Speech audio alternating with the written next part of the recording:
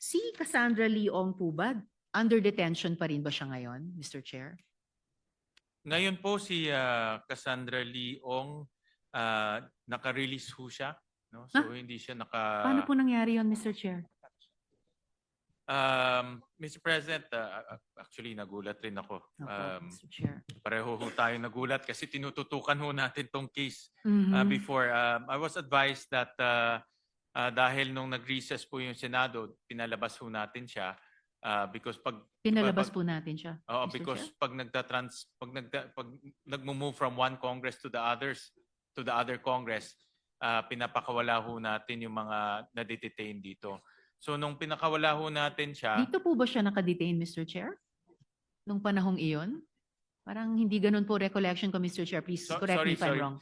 Mr. President, I was also asking sa House pala, sa House. Sa Sa House. She was detained in the House. I'm Opo. sorry for that wrong information. Sorry, Mr. Chair. Na-detain ho siya sa House. Opo. And then because of the transition from the 19th Congress to the 20th Congress, pinalabas siya sa detention.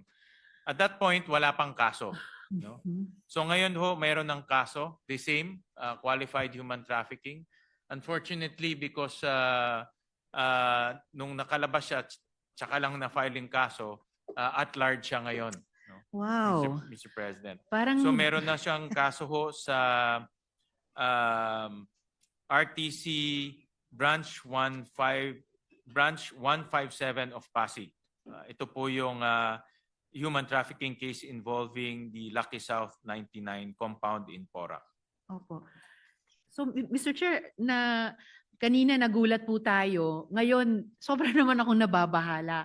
Dito nga po sa Senado, maingat po tayo na kapag may nakadetain tayong mga tao, talagang hanggat maaari sinusubukan natin na siguruhin na pag umandar na yung investigasyon, yung case build up, lalo na pag mag-i-initiate na ng judicial proceedings yung executive, na present yung taong yun para dumaan sa proseso. So while of course, as we always attempt exercising interparliamentary courtesy dun sa mga counterparts natin sa House of Representatives, nakakabahala talaga na at ngayon pa na humaharap na si Cassandra Leong sa kaso sa RTC sa Pasig.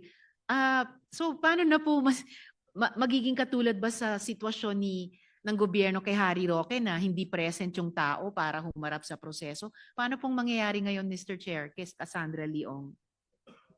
Well, pareho sa kanya ho ang yung sitwasyon ni Cassandra Lee, the same po with Harry Roque. Since mayroon na siyang warrant of arrest, hinahanap na ho siya ng ating kapulisan dito po sa within our jurisdiction. Pinapa-verify ko lang ho sa BI kung nakalabas na or nakatakas na. But automatic naman po yung whole departure order. Alright. No? So pinapa-verify lang po kung nakawala na. Ang kinakatakutan lang ho natin baka rin yung the same sa backdoor. Exactly. Remember kay Alice Go, no? But ngayon po mayroon ng warrant of arrest at hinahabol na ho siya ng ating kapulisan at enforcement agencies. Ma-update po ba tayo, Mr. Chair, sa pamamagitan ng chair ng BI agad, maybe within the day, kung ano na yung location, whereabouts ni Cassandra Leong? Dahil in-update ho ngayon ng kumukuha na ang BI ng information. And bibigyan ho tayo ng extensive report rin on the Lucky South 99 issue kay Cassandra Lee, kay Harry Roque, and all of that. No? But they're verifying it right now. Salamat, Mr. Chair. At mabuti may automatic na whole departure order na. Kasi baka mamaya mag-reunite lang si Cassandra Leong sa ninong niya na inimbestiga din natin dati at mag-disappear na sila sa face of the earth, at least dito sa Pilipinas. Napakahirap naman pong ganong sitwasyon din, Mr. Chair.